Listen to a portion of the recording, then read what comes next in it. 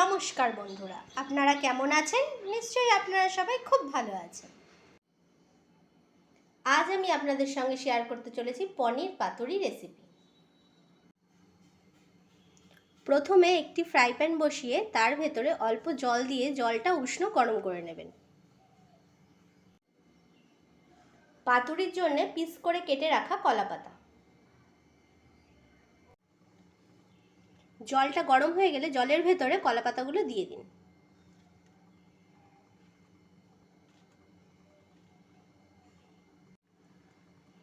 এবারে গ্যাস বন্ধ করে দিয়ে কলাপাতাগুলো গরম জলে কিছুক্ষণ রেখে দিন।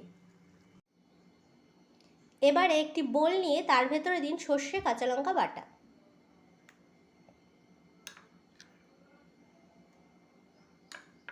পরিমাণ বুঝে আপনারা মশলাটা দেবেন। এরপর দিতে হবে পোস্ত বাটা।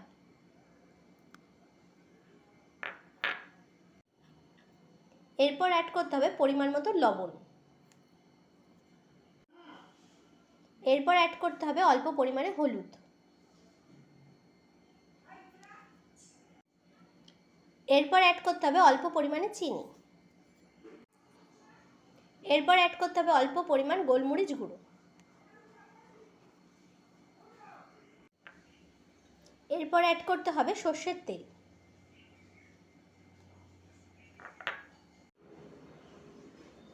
এরপর অ্যাড করতে হবে গন্ধরাজ লেবুর রস। এবারে মশলাটি ভালো করে মিক্সড করে নিন।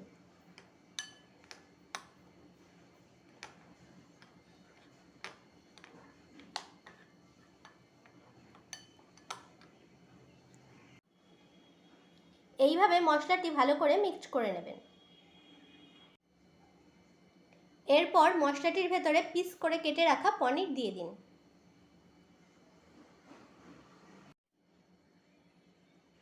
পনিরটা মাঝখান থেকে এইভাবে কেটে নেবেন। এবার এই পনিরের ভেতরে পুরটা দিয়ে দেবেন।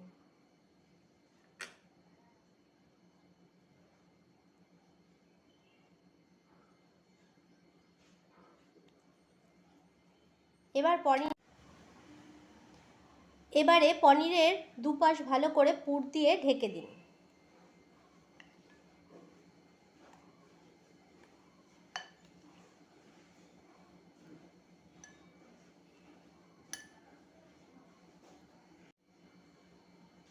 এবারে কলাপাতার ওপরে পনিরটা দিয়ে দিন।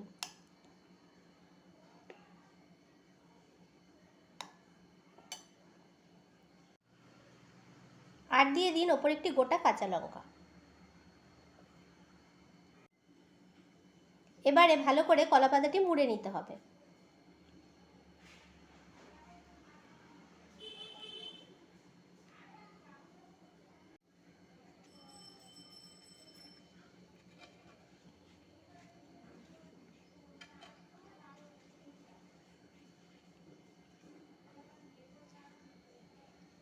এইভাবে মুড়ে আপনারা সুতো দিয়ে বেঁধে দেবেন।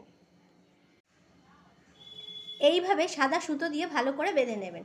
সবসময় চেষ্টা করবেন সাদা সুতো দিয়ে বাঁধার, তাহলে খাবারে অন্য সুতোর রঙটা লাগবে না। এবারে প্যানে সর্ষের তেল গরম করে পাতুরিগুলো দিয়ে দিন।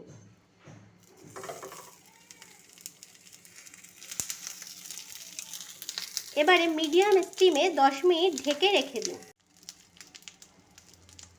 এক পাশ ভালো করে ভাজা হয়ে গেলে অন্য পাশে উল্টে দিন।